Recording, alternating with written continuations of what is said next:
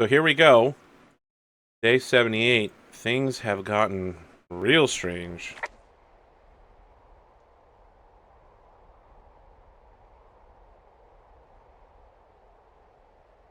What's this wire? Okay.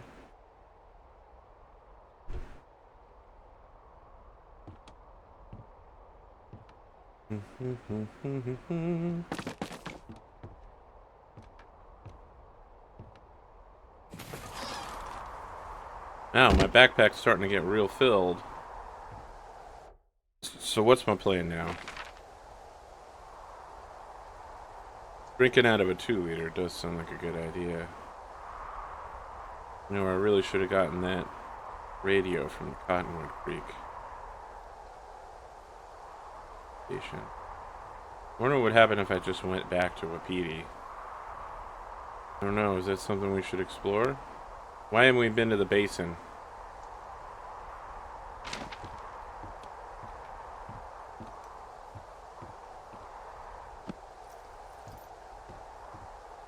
If you guys have been following along on that XCOM stream, by the way, even if you don't have Twitter, you need to go on Twitter right now and go get the @Cottontail tag, because Cottontail did some amazing, absolutely incredible work of the top soldiers in our XCOM stream.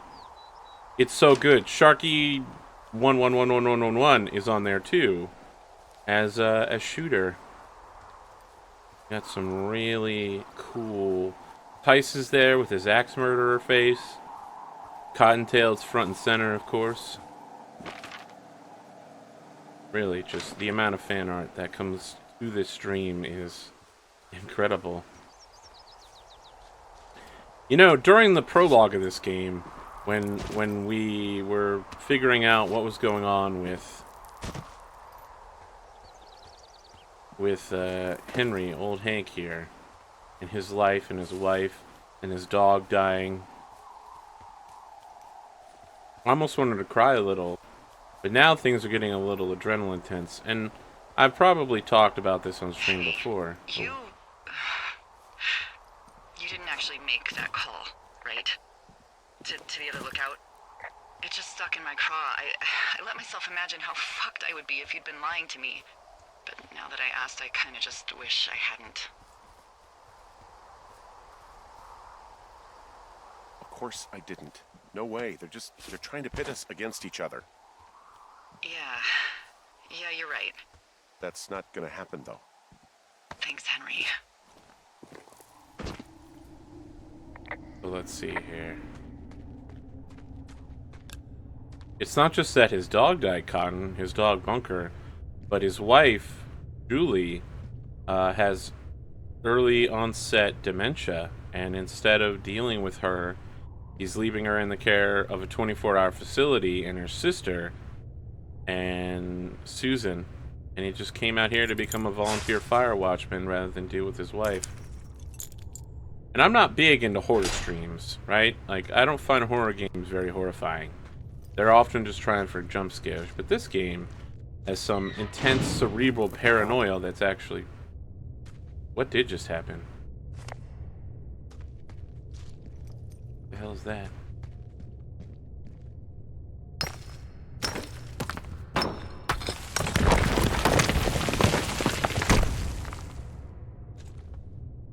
No, wait, I don't want to go through here yet. I want to go back.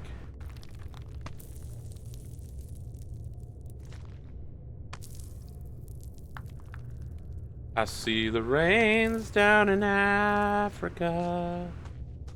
Just a million, Jesus, this million, is a big million cave. more could ever do. Why wouldn't I, if they're asking for a way out there? Delilah, someone locked me in the cave. Is this thing working? Delilah! Send someone to the cave, please! Can't get any damn reception.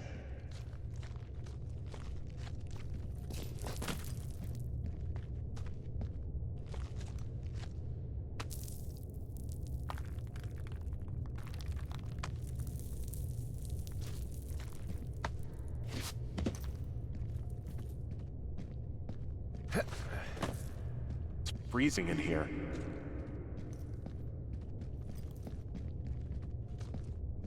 Yeah. Is anybody down there? So my thoughts are that there are currently 5 parties involved minimum here. There is Hank, aka Henry, our boy here. There are the 2 teenage girls. There's Delilah. There are the research students. And then there is this mysterious 5th aggressor, who may or may not actually be Delilah or any of the other parties. It's clear that people have gone missing at points throughout this, including this lost hiker, Mitch Michelson, I think his name is. It's Mitch something. We've got old Korean War vet dude. We have a burned down cabin. We have people tapping our radio communications and following us and shit. Hey, are you there? Yeah, what is it? What did you find? Nothing yet, because someone tried to trap me in there. You saw someone? No, someone slammed the gate behind me and then ran away. I found another way out, but if I hadn't, Jesus! So you didn't find anything? No, there's a spot where someone had sunk an anchor, but the hardware's gone now. I don't have any climbing equipment. I just have my ropes. I'm gonna hike back to Two Forks and see if I can find anything that could double as an anchor to use in the spot. Well, that doesn't sound dangerous.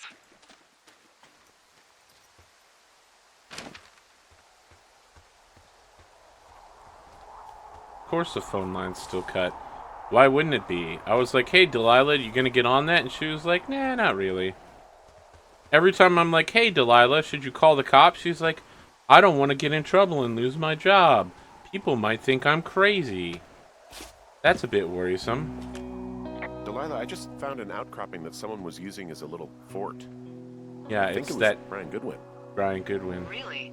Yeah, he built himself a real castle. He was in the middle of really sprucing up the joint when they left.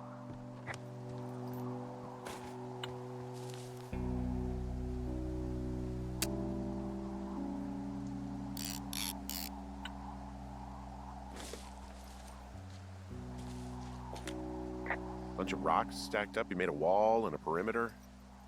God. Yeah, that's perfect.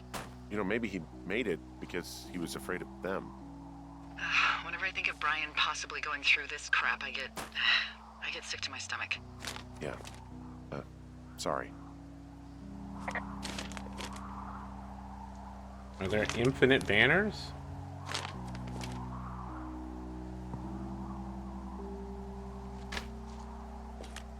He'd hide out here to read comics. The Black Band, his grief is his enemy's sorrow. Everyone this guy loves gets killed, so he honors them with a black armband which gives him superpowers.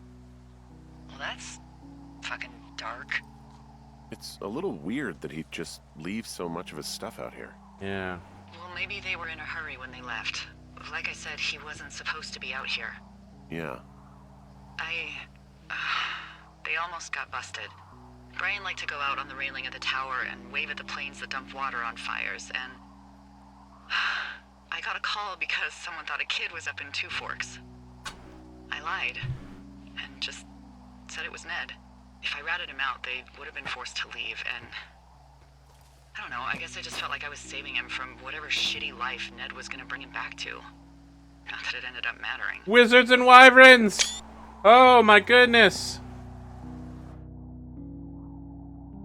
Brian plays a character named Gladius Silver, a chaotic good half-elf, a ranger of the 4th level.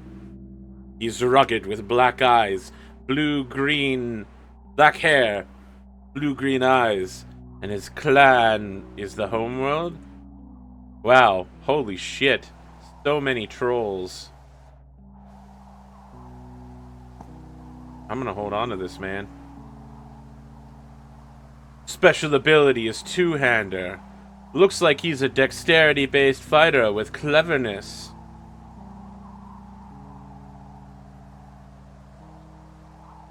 "28 hit points. He's got a long sword, a throwing dagger, a battle axe, and a short sword. There's some grade A dork contraband here. You found his pocket protector? I found a data sheet for one Gladius Silva, half-elf, armor 7. Classic wizards and wyverns. There's a ham radio schematic here, something Brian was working on. Yeah, I think that was the one thing Ned did do with him. You know, tinkering on Wow. stuff like that. Oh man, I should take a look at this thing. This is total electrical engineering stuff. We've got capacitor, resistor, capacitor. There's a transformer here. Oh man, diodes. Cool. Got some gates. Holy shit. Past maximum voltage. Cool. There's a busted old toy out here, some sort of electronic game. Yeah? I like Pong. Everybody likes Pong. Gosh, Brian had everything he loved out there. There's also a postcard here from Brian to, I guess, his neighbor. What's it say? That he's with his dad and sorry he can't mow his lawn this summer. Oh, gosh. And also he was worried his dad didn't know when school started. I'd say that's a lucky break if I were him. Yeah, that doesn't surprise me. Ned didn't really seem like a, with it dad. Dear Mr. Zackler, I'm with my dad in Lander, Wyoming. Pretty neat. Dad, something in a spot called Sinks Canyon. Most of Wyoming looks like home in Nebraska, but then there are mountains and woods when you go far. I'm sorry I can't mow your lawn this summer, but I hope you found a good person to do it instead. Can you write back and tell my dad when school starts, because I don't think he knows. Your friend and neighbor, Brian Good.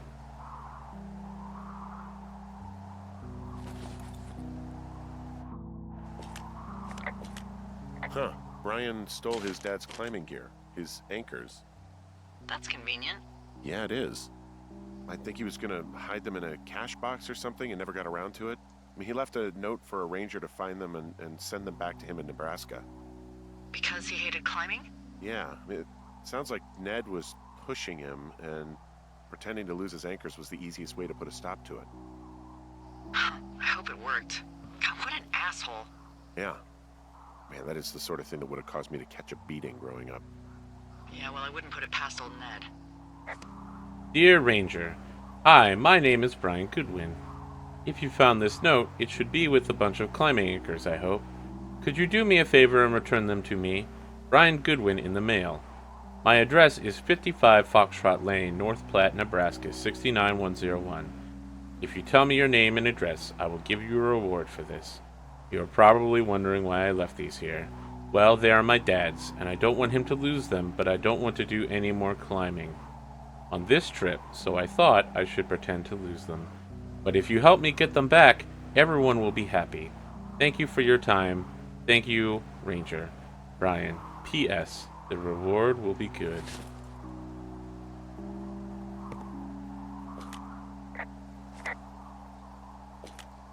Hey, remember that pack I found? Back on your second day? Yeah. I found a plan Brian drew about how he was going to get it back. Oh, I'm sure it was quite elaborate. It's some Wile E. Coyote stuff, I'll tell you that much. No, that's pretty reasonable. Brian was doing a science fair project about bouncing radio waves off of a meteor shower. Poor kid left his homework? Yeah. He must have been pretty smart, huh? Yeah, sharper than a lot of the grown-up knuckleheads I'm used to, yeah. Yeah, but not smarter than yours truly, right? Wait, are you seriously feeling threatened by the intelligence of a 12-year-old you've never even met? I'm just saying, I'm pretty, with it. I'm a pretty bright bulb. With yeah, Henry, you're a regular Rhodes Scholar. Nice.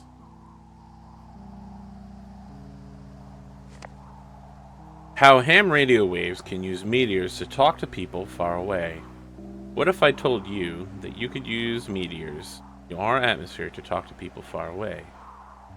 You would probably think I was a liar, but you would be wrong. Meteors, the alien rocks that come to our planet from outer space, can be used to bounce ham radio waves off of and let you use your radio much better than normal. Right, now you are thinking, okay, Brian, this sounds like a movie. Like Flight of the Navigator. It's not real. But you're wrong. It is real. It is science. It is possible because of the meteor scatter communications. My science fair project proves that medium scatter communications is real. But what is it? It is. MSC is a radio propagation mode that utilizes the ion trails of meteors within our atmosphere. Meteors, upon their atmospheric entry, can create a dense path of ionized particles that the ham radio operator can use to establish brief communication paths between operators up to 1,500 miles away. It's pretty cool. I'm going to test this by having a small chat with a friend my dad made in the Army who lives in Albuquerque, New Mexico, 1,000 miles from my house. We are going to try to talk at a regular time, but my hypothesis is that it won't work, and we'll have to wait for a meteor shower so we can establish communications. Just remember, Cottontail, this is 1989. So, he was like 12, so he'd now be like 42 years old.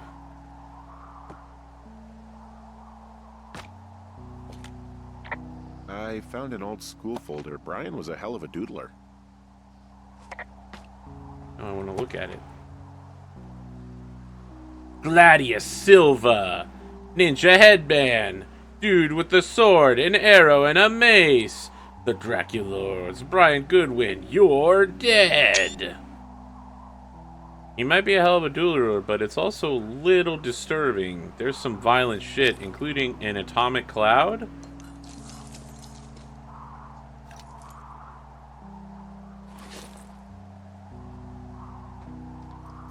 And where would I be without this book? Oh shit, can I no longer pick the fucking book up? No! No!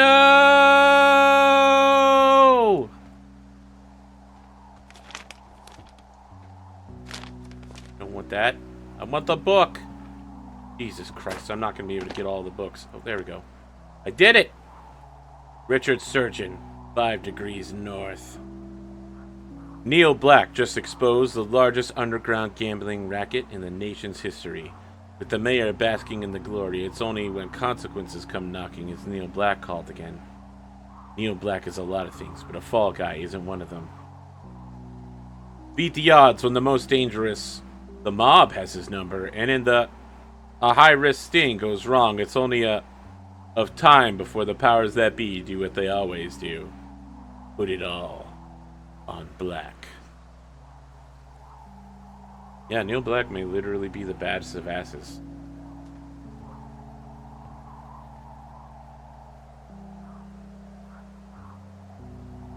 I'm having a lot of trouble. Here we go.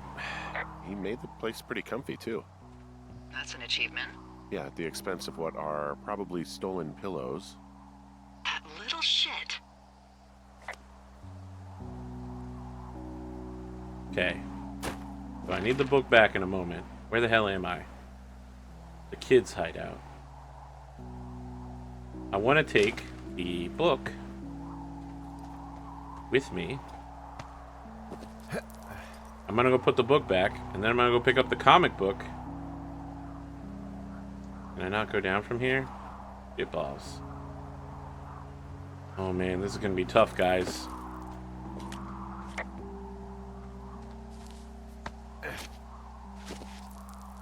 Alright, guys.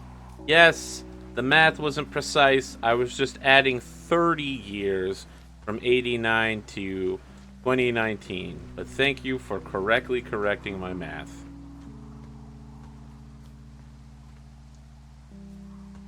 Can I do something with the cracked rock? That's a good question. Everybody's like, wait, the cracked rock. We've seen cracked rocks before. I don't know that we can do anything with it, though, guys. We'll see. Yeah, it's just a cracked rock. Oh, I can do this.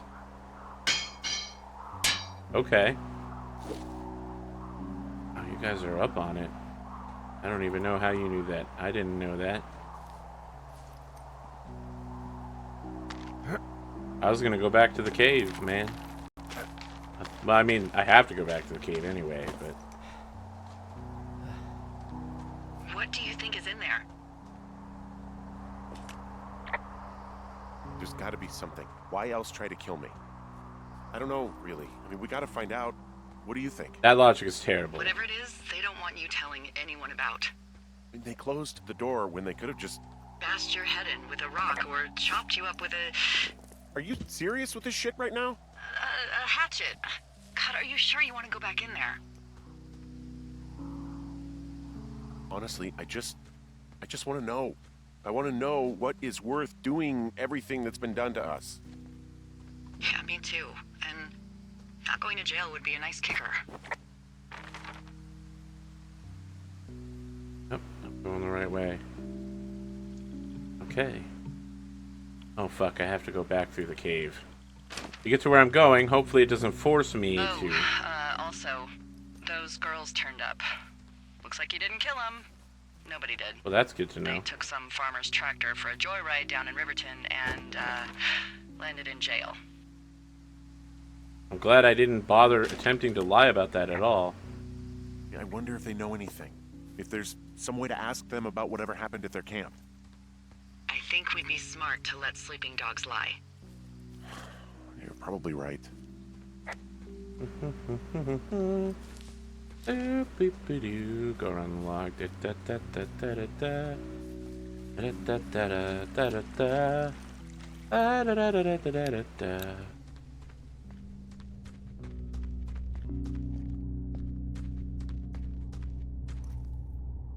Obviously, I'm not going back in there yet.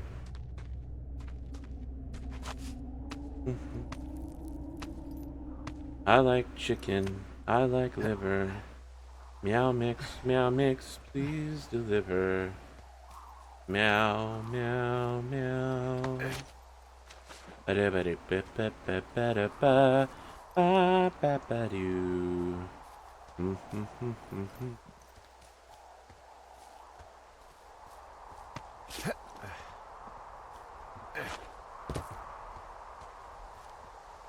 I mean, I could go on a magical quest, but I'm not going to. Instead, I'm gonna literally fuck off. To collect some books and some comic books. I mean, it's not like Delilah's helping me out. So, how about that Wizards and Wyverns, right? Am I right? Gladius Silva. As mentioned, Gladius Silva does sound like a name that gets all of the ladies, but I want to point out on his character sheet, his charisma-based stat was quite low. It is confusing, also, that he chose such a suboptimal character build, such high level of clever and knowledge, but low amounts of actual brawn, more dexterity.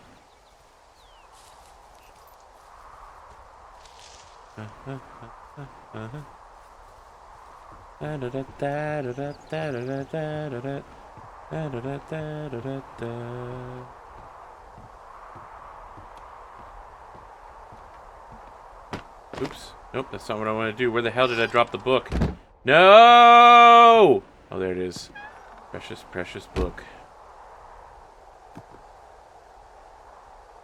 Nope, I did it again. Opening doors is hard, guys. Actually, if you've been reading the Cinder Spires series by Jim Butcher, opening doors actually is fairly hard.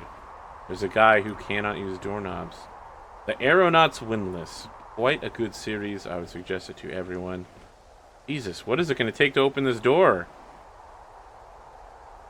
I mean, you guys are seeing this with me, right? Like, I'm not going as crazy as my character is? There we go. Gritsto Erden.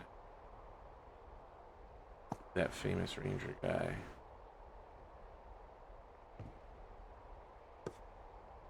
I wanted to put it on the top shelf. There we go.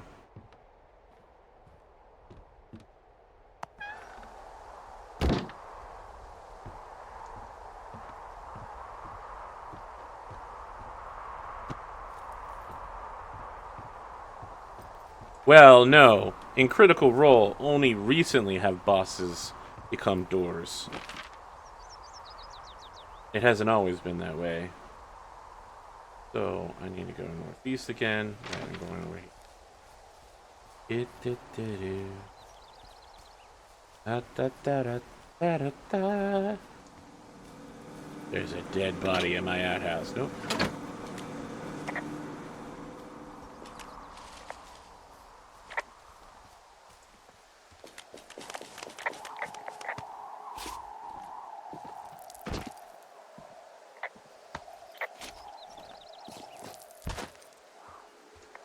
Yeah, the doors of Whiterun. Doors of Taldore. So, some people didn't get to see it.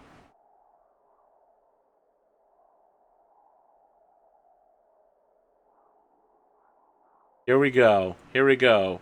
Gladius Silva. Yeah, look at how low that Moxie stat is. How are you going to pick up ladies with that level of Moxie? He just doesn't have enough Moxie. It's suboptimal.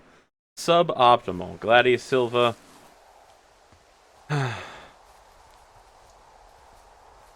Oh, Gladius.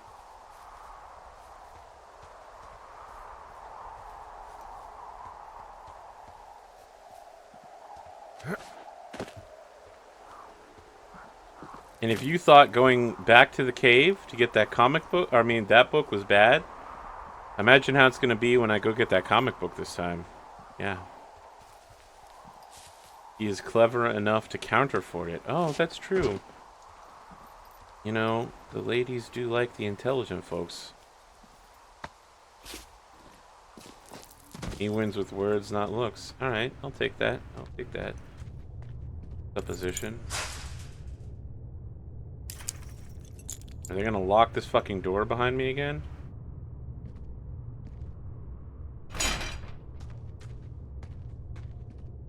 Cottontailed. It may be true that I didn't have faith. That's possible.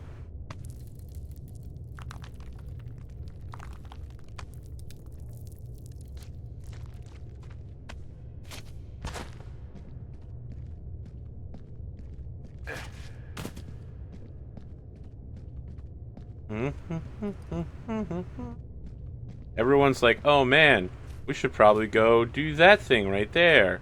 Nope. We're gonna go get that comic book. Getting all of the books in this game is extremely important to me. If I'm going slowly insane, I want an achievement. And I'm betting there's a book-based achievement, and if there's not, I'm gonna be salty. But at the very least, I can say it's a thing I did. I interacted with this beautiful fucking game and its weird, slowly drawn out insanity to get a fucking book.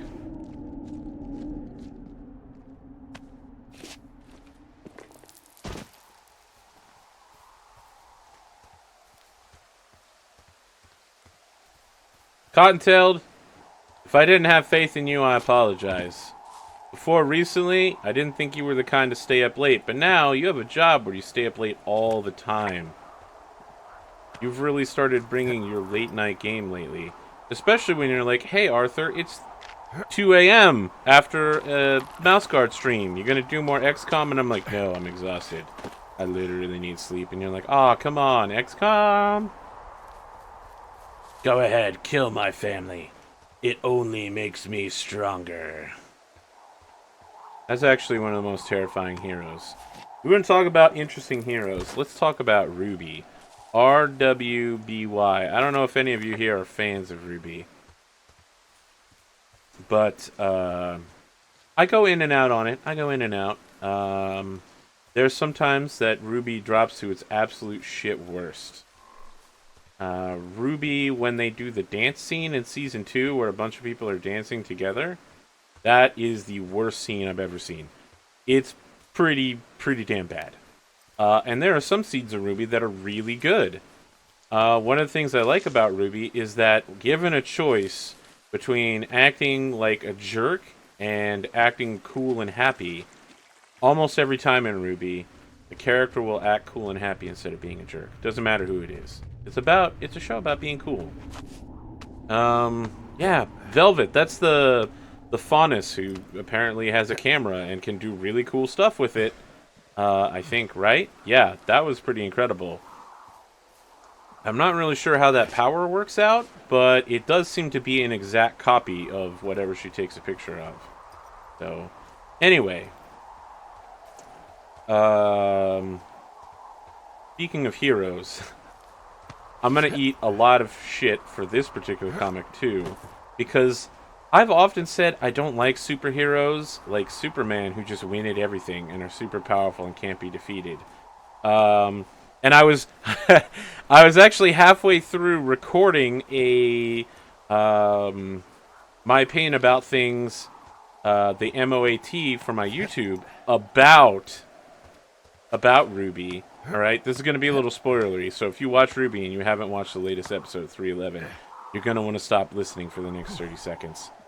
In the latest episode, Yang gets her fucking arm cut off, and in the thing I was writing, I was like, listen, Yang is literally the best character in the whole show. Yes, she's like Superman, but she's also like this drunk party girl who's like, hey, party, and then I punch someone with a fucking shotgun. She literally has shotgun fists. Everything about her fighting style is everything that I love. It's explosives, it's moving quickly, it's getting in and hitting things hard. But I pointed out that while she has the bide power that Onyx had in Pokemon, which is whenever you get hit, you get stronger, the only way to really defeat her is to fucking, like, take her out in one hit, which is literally exactly what happened in the next episode that I watched. That was, like, last night. So, oh shit, can I not put this down here? God damn it! You know how long I traveled to get this fucking comic book? Comic books are books too, guys. I mean, they're not as good. They're like little lesser books. Alright, fine. You know what? I brought it. It's back. It's cool. It's fine. I'm not pissed. As soon as... Okay, I'm done talking spoilers for Ruby, so when you reach this point in chat, let the people in chat know to put their headsets back on. Alright, now we're going to the goddamn cave. Anyway, Yang is my favorite character, by far.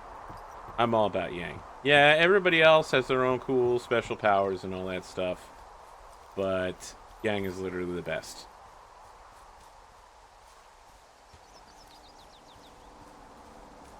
So now that I've blathered on about that, let's talk about you guys. Who is your favorite Ruby character?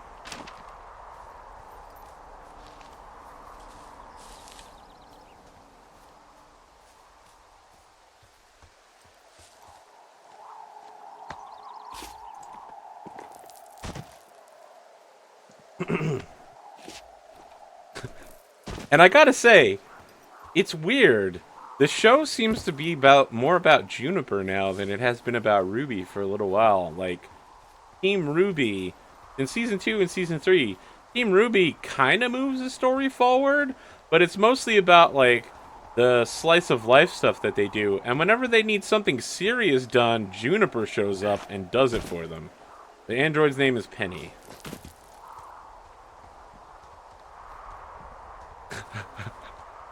Oh god, it's awesome that Cottontailed is a Nora fan, and her XCOM 2 character, is a Grenadier. A lot of Ruby fans. I don't know. I'm so hesitant to like Ruby. She's a really cool personality, but her powers are so terrible. It's literally move very quickly. That's her only power. Her ability to, like, shoot stuff with the scythe and change directions is all based off of the scythe. It's not something she does, it's something the weapon does. Just like how Crow can do all of those things as well, since he's the one who both made the weapon and has an exact copy.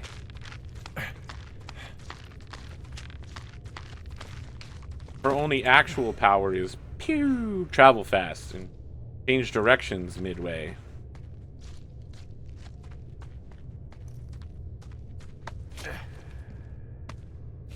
I want to know more about Ozpin, man. If you've been watching, you know that pretty much everyone in the show that's below the age of, like, 20-something all has a name that is color-based, right? So Ironwood doesn't have a color-based name. Ozpin, no color-based. Glenda Goodwitch, no color. But then every single 20-something or less, so every student that we've met, all has a color-based name. John is a color. Cardinal, color. Yang is yellow. Oh shit, this is not good. Ah, shit. Are you... Oh, God. You're Brian Goodwin. God. Poor kid. You fell.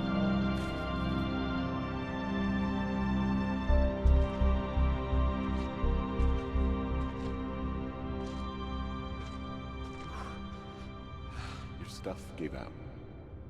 Oh, you poor fucking kid.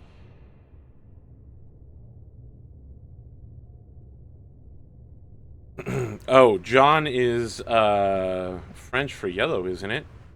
John's name is not Jaohn, it's Jaune.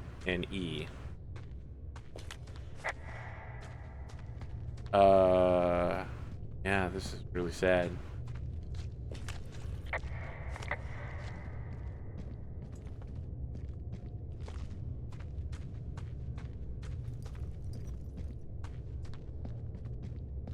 Just like Pyrrha is Greek for red. Yeah, I mean, the shoe hinted at it, but it's one thing to have a shoe hint at something, and the next to see a desiccated human body with claw hands in a D&D t-shirt.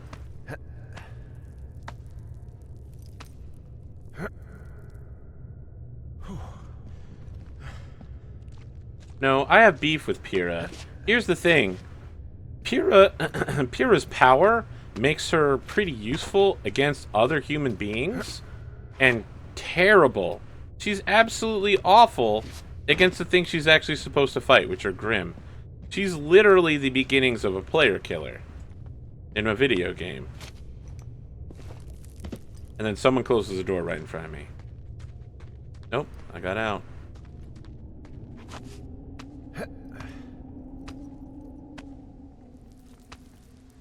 Now, if I had to go for the person with the coolest power, it would clearly be Blake.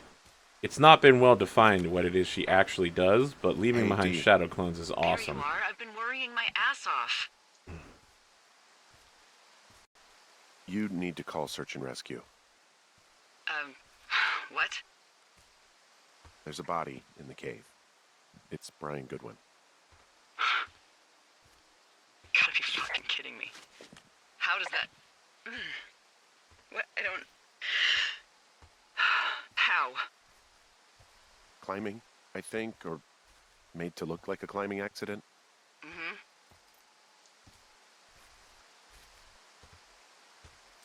Look, I think that's just what it was. I mean, he was probably exploring the cave and maybe his rope gave out. But whoever locked me in there probably didn't even know about him. I'm sorry, Delilah. I'm so sorry. He'd be alive if I'd told someone he was out here. I don't know where he'd be, but I can assure you it would not be rotting at the bottom of that cave. There's nothing to say. Hike back. I think we're leaving tomorrow anyway. Day 79.